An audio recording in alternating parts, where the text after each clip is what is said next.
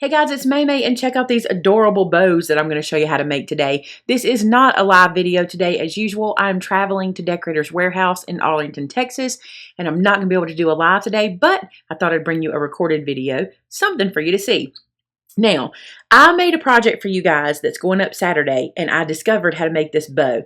I know I've seen this before, but I've never tried it, and I thought I'm just going to see how it works, and sure enough, it works great, and so I think you'll like how I use it in Saturday's video. Then I thought, for today, I'm going to show you how to do it with all of these. It's so easy. This is what I used. These are the dies from Doris. These are nesting ovals, and there's 5 in this package. So what I did was I went ahead and I'm going to make all 5 of them so you can see all the sizes that these bows will make. And together, we're going to make the second to the largest size, okay? That might even be the third. Let me see.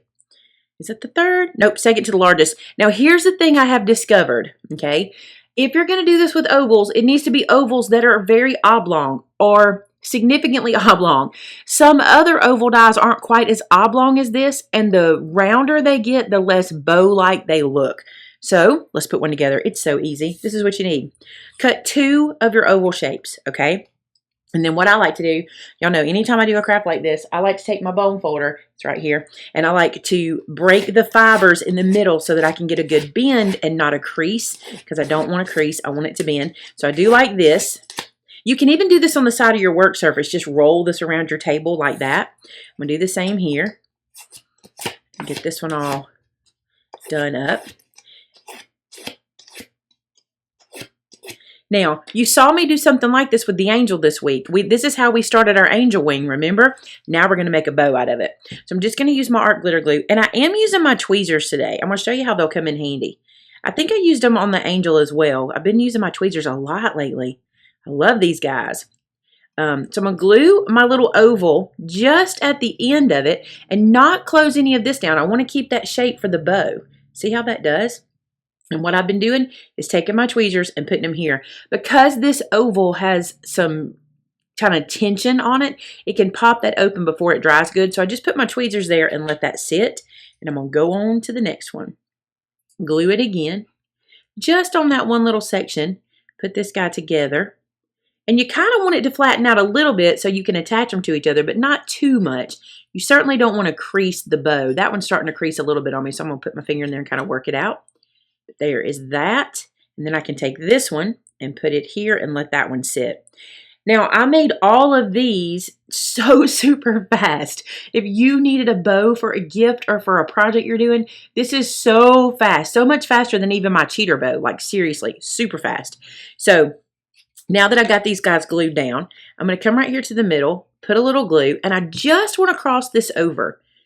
Just cross it over just enough for it to catch, and then let that dry. Here's what I did. I put my tweezers in there.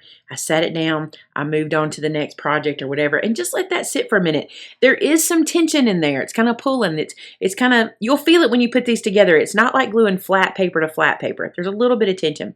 Just going to let that sit for a second. Not long. It's art glitter glue. We don't have to wait too long. Now what I want to do is use a piece of the same paper in the middle. You could use the coordinating side. Matter of fact, I think I will. That'll be cute instead of using the stripe. But here's the thing. I didn't cut this at 1/4 of an inch. The only one I did 1/4 of an inch was this little guy. So that little strip in the middle is 1/4 of an inch. This one and this one and this one are 3/8 of an inch. I thought it looked a little better, a little richer in the middle. And this guy is 1/2 an inch. He had to be pretty big. So let's come right here. I'm going to put a little glue down in the back. Either side can be the back. That's up to you. And then I'm going to use the coordinating side. So I'm going to use the purple side. And you're just going to glue that in the center and then wrap this around. And it doesn't wrap absolutely perfect. It kind of has a little, almost it could twist on you if you're not careful. So it's just going to touch each one of those ovals on either side. And then the same thing here. And it really doesn't matter if it's perfectly lined up in the back as long as it looks good in the front. And then glue this guy down. And you have a super easy new way to make a bow. Look at that. This might be my favorite size. I don't know. I love the tiny one. I think this tiny one is adorable. And I like this one too because I like them all. Y'all know this one's different, but what I think is if we made this one and then we put it on like a package with a big piece of ribbon or something around it, that'd be so pretty. When I put these onto a project, I will tell you this, because of the ovalness that we've created here in the ribbon loops, okay, I like to do this, just kind of bring that to the front and then glue it down so that it lays flatter. See how that kind of pops up on my work surface? Let me show you. If I put it in my hand and do it like this, you can see how they kind of roll away from my hand. So the same thing, you'll just hold the center and do these like this. I'm not creasing them, I'm just bringing them up. Even the little guy, you'll get a much better adhesion to your work, to your project, because you don't have the the little loops trying to push it away. So do them like that, and they're so cute. I love them. Now, if you want to see the stinking cutest thing, watch this. Add a little glue to one of the bows that's one size smaller than either one. I'll show you how it works. This is the biggest one, so I'm using this one size smaller oval, and I'm going to glue it down to the middle. And you can glue these together before you do the wrapping in the middle, and then you can wrap them both at one time. I'm just going to hold these here until they dry and let you see how this looks. I think this is so cute. So look at that. It's a double bow. How precious is that? Let's do it over here. Let me put the tweezers on because they're so, when you make this with your cardstock, you'll feel kind of the tension trying to pull that away. So let that sit there and dry while we do this one. I think it might be cute even to use that little guy in the bigger one, but look at it here. Look how cute that is to double these guys up.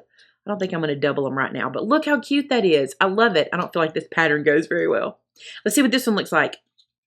Super cute. Again, I just think that's adorable. So there's so much you can do with these. I hope you enjoy this little project. Hey, thanks so much for watching today. If you make these, and I hope that you do, I want to see them. So head over to my customer gallery on MaymayMadeIt.com and share with us what you're making. You can also share it on our social medias, our Facebooks. You can share it on our Instagram, even at Twitter, and let us see what you're doing. Just tag us in your social media. Thanks so much for watching. Talk to you again real soon. Bye-bye.